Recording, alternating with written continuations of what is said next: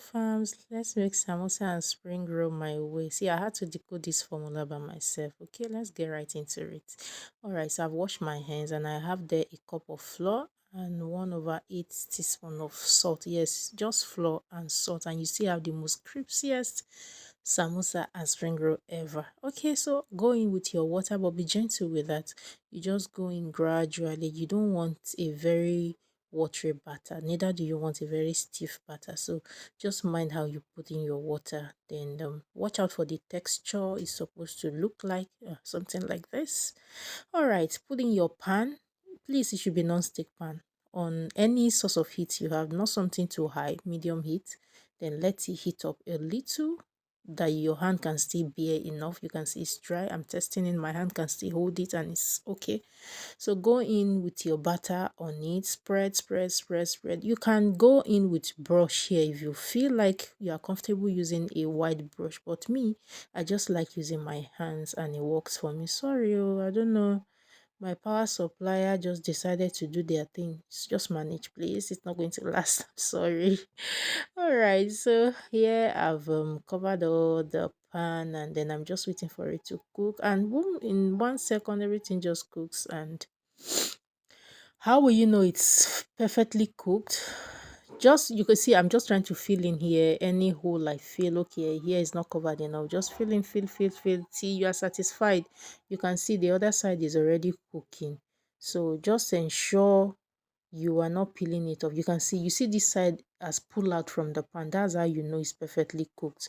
You need to quickly pull it out once it gets to that stage, otherwise it will start drying out. So I've picked it up and you can see my surface where I'm putting it, there is a flaw on it so that it doesn't stick to the tray. You could put it on a flat surface provided it's neat. Anyway, I just feel like I need to put it on this tray here because that is closer to me. So let me do it again so that you will see how I go about it. Just in a circular movement. You don't see, once you put on a particular place, don't go over that place again immediately. If you must apply on a coated surface already, then ensure it's a bit cooked. And you can see I lifted up my pan from the source of fire. If not, the heat will start drying it up, and as I'm trying to brush over it, it will start peeling out. I'm sure you might have experienced something like that before. So don't leave it on the heat, just take it a bit, like a meter or so, or just a little bit from the heat anyway, if you understand what I'm trying to say. So coat just like that, and then you see it's cooked already. And this is for my samosa. I use same pan for my samosa and spring roll. This is a bit wider than the spring roll. So let's make the spring roll so that you see the difference. I will show you why I said this is a bit cheaper to make and it helps you conserve fund and time.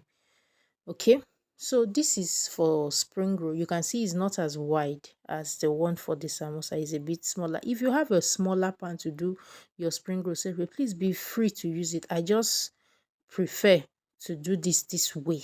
That doesn't mean I don't use a smaller pan sometimes if I have the time to do that. But you can see this is a bit smaller. That's just what I'm trying to drive at. Getting a big wrap for spring roll, it's not really necessary.